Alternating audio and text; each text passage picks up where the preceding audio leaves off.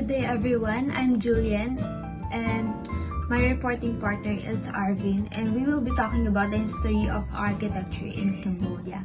So Cambodia is one of the Southeast Asian countries, and just like the Philippines, it has a tropical climate. So yung architecture ng Cambodia is very distinct from their style, especially during ancient times, nung nasakop sila ng Khmer Empire. And marami ding influences yung naging factor ng kanilang evolution of architecture. And later on, matatakal natin yung lahat. So without further ado, let's start the discussion.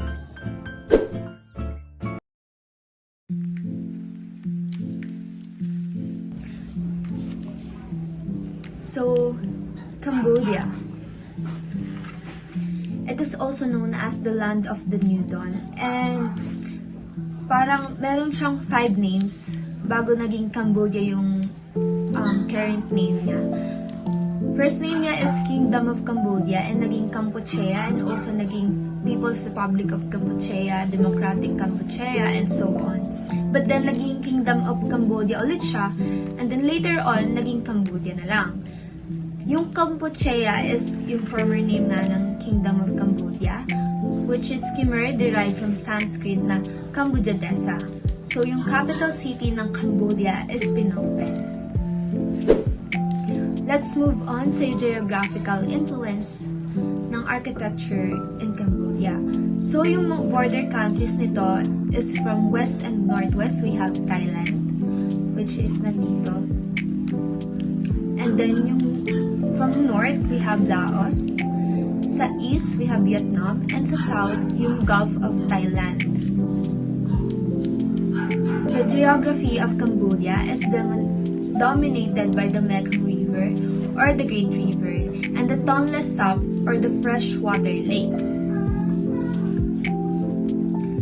So, ito yung Mekong River and then yung Tonle Sap. Yung Mekong River is parang one of the longest na river sa buong mundo. And sa Southeast Asia, ito yung pinaka mahabang river. And then yung Tonle Sap naman, recognize siya as yung pinaka parang diverse na ecosystem.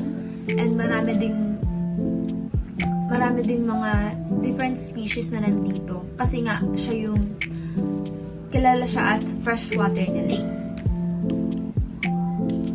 So, yung source talaga nila ng food and then ng trading is nandito sa river na to. So, sa geological influence naman, yung mga materials na found sa Cambodia is brick, laterite, sandstone, and then wood. So, timber was the principal building material in the delta area, together with laterite, sandstone, and a terracotta brick in the hinterland. So, mas gamit nila yung wood, which is yung timber, sa mga iba't ibang part, and then sa paggamit nila ng mga houses, and then mga pagbuo ng kanilang structure during ancient times. So, sa climatic influence naman, since as I've said, tropical country yung Cambodia.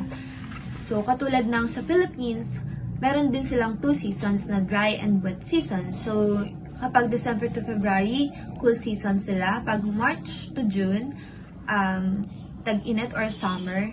And then kapag June to November naman is parang rainy. So, hindi siya nalalayo sa season natin. Since monsoonal climate din sila.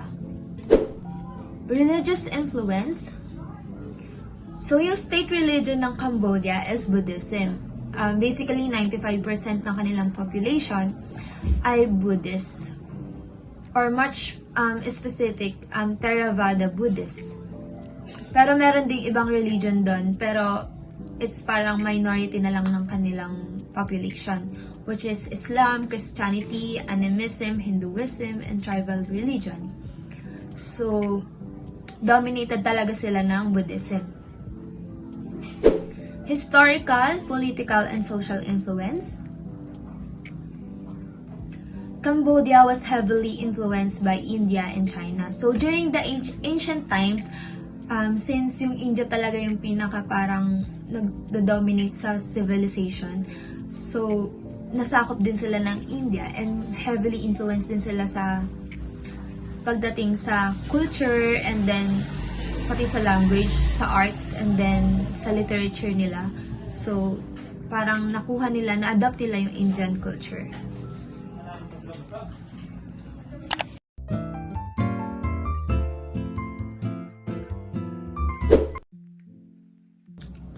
So, recap lang ng mga influences sa Cambodia. So, in geographical, we have the Mekong River and then yung Tonle Sap, which is yung parang pinagkukunan talaga nila ng source of food that time. And then yung geological influences nila, the available materials there was brick, laterite, sandstone, and wood. And mas dominant yung wood, yung paggamit ng timber sa kanilang mga structures. And then sa climate naman, we have 2 seasons, yung dry and wet seasons, just like in the Philippines. Sa religious influence, Buddhism yung kanilang religion sa Cambodia. And sa historical, political, and social influence, India yung pinaka nag-influence sa kanila, yung culture ng India during those times. So, na-adapt din nila yon. So, moving forward, we have the architectural character. So, we have Vyadhapura. It is the earliest recorded capital on the lower reaches of Mekong River. It was an agglomeration of wooden houses on piles connected by little canals linked to larger waterways capable of taking. So, I'm not sure if this is a typographical error, pero ito yung nasa book. So, Vyadhapura, ito yung parang una na pinakamaaga na record na capital sa Mekong River. Kasi di ba nga before, yung civilization nila, doon nag-i-start kung saan may source of food, kung saan pwede makipag-trade and communicate, kung saan pwede mag-transpo.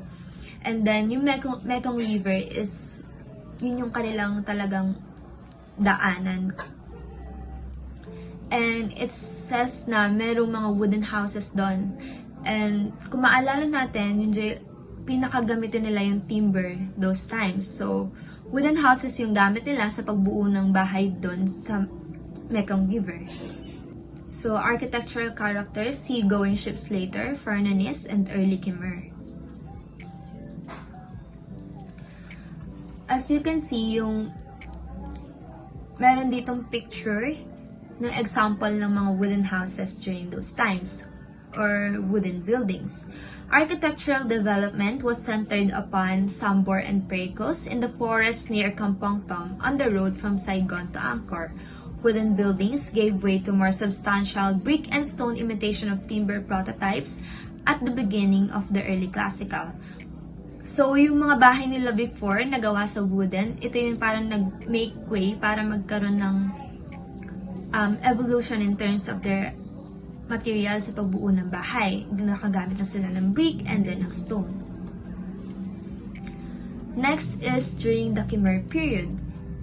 3 important architectural events happened during those times. So, yung Javanese influence, and the emphasis upon the Temple Mountain and the concept of the God King, and the raising of the Temple Sela to the summer of the Step Pyramid.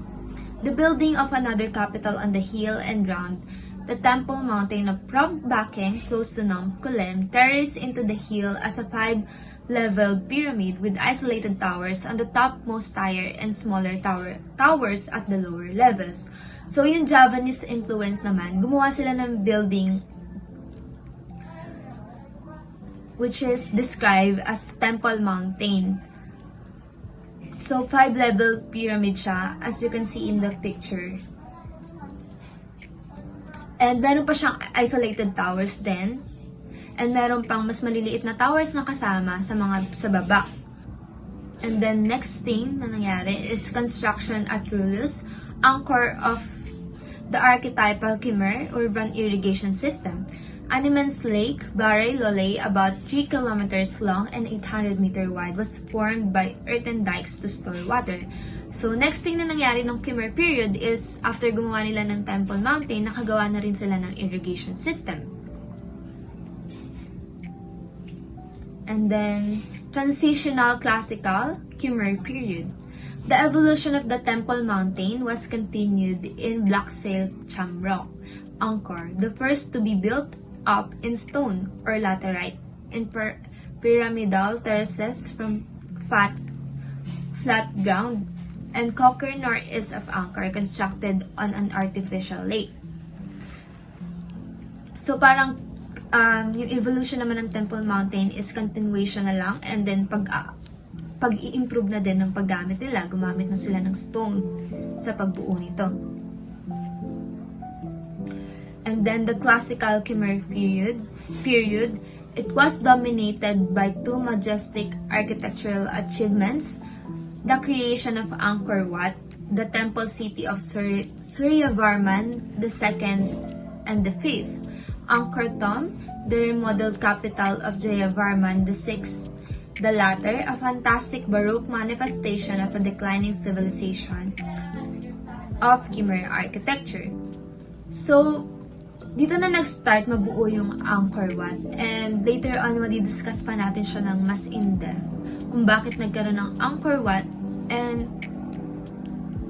bakit din nagkaroon ng Angkor Thom during the Khmer period. So, the next thing that we will be discussing are the architectural examples, which will be discussed by Mark Arvin. So let's continue the reporting. Hi everyone, I am Mark Arvin Gapak. I'll be the one to discuss architectural examples of our report in History of Architecture in Cambodia. So let's begin.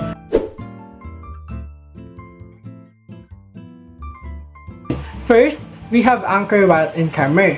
It is a temple complex erected by Suryavarman. It is also known as a sample mountain symbolizing Manu. It is also considered as the biggest religious structure in the world. It is built as royal and divine monument and sepulchre Angkor Wat. It means the city that is a temple. So let's proceed to three important temples found in the complex. First, we have Temple of Prombakang. It is a temple mountain in honor of the Hindu god Shiva and one of the oldest temple in the Angkor Archaeological Park. Prombakang is located 400 meters south of Angkor Thom. Second, we have Temple of Tasom. Tasom is one of the smaller major temples built by the ruler Yabaharman VII, standing to the east of the Yahatakata. Third, we have Temple of Banteesray. It is one of the most elaborate temples at Angkor, dedicated to Hindu god Shiva. This is the 10th century Cambodian temple, is famous for its beautiful pinkish sandstone and intricate three-dimensional wall carvings. So as you can tell, these three temples are built and used to honor or worship their Hindu god Shiva. So let's move to its features. Number 1, we have a white moat surrounding the enclosure, about 4 kilometers long. Number 2, monumental caseway enclosed by balustrades formed by giant nagas or serpents mythical. Number 3, made up of step terraces. Number 4, the central sanctuary of the temple is on the top of step pyramid above the terraces. Angkor Thom means Great City, a large Cambodian town considered to be the center of Cambodian classical arts, built by Yabaharman VII in the late 12th and early 13th century. Bayon. A central temple found at the Angkor Thom Bayon was the state of Yabaharman VII. Bakong Temple, Angkor in Cambodia, an architecturally simple stone pyramid which comprises 5 superimposed terraces decreasing in sizes. Fresco style, 877 to 886 AD, the Sacred Bull. The temple was built under the Khmer king Indravarman to honor memberships of the king's family, whom it places in relation with the Hindu deity Shiva. Bakong style, 889 to 923. It is a Hindu temple in the form of temple mountain dedicated to Shiva. Kokor style, 921 to 944. It is a 30-meter tall temple mountain rising high above the plain and the surrounding forest. Pre-Rap style, 844 to 968. It is a temple of mountain combined brick, latente, and sandstone. It is construction by King Rajendravarman. Bante's Ray style, 967 to 1000. It is a mysterious Cambodian temple dedicated to the Hindu god Shiva. Its name means the citadel of the monks' cells. Klayang style, 968 to 1010. Two buildings of unknown purpose on the east side of the Royal Square in Angkor Thom, Cambodia. Bapwan style, 1050 to 1080. It is a three-tiered temple mountain built as the state temple of Udayadit Yavarman II, dedicated to the Hindu god Shiva. Classical or Angkor Wat style, 1080 to 175. Best preserved temple at the site, it is the only one to have remained a significant religious center since its foundation. Baroque or Bayon style, 1181 to 1243. It is well known and richly decorated Khmer temple at Angkor in Cambodia. Post-Bayon style, 1243 to 1431. The Bayon style, which was constructed during Yavarman's the 7th reign, is unique as it is only the Buddhist state temple and the last to be built in the Angkor Empire. In addition, Bayon is in the heart of the ancient city of Angkor Thom, which was the symbolic center of the Khmer Empire, dedicated to Buddha by King Yavarman VII. National Museum of Cambodia in Phnom Penh. It is the largest museum of cultural history and is country's leading historical and archaeological museum. Okay, the Independence Monument was built in 1958 for Cambodia's independence from France in 1953. It stands on the intersection of Norodom Boulevard and Sihanouk Boulevard in the center of the city.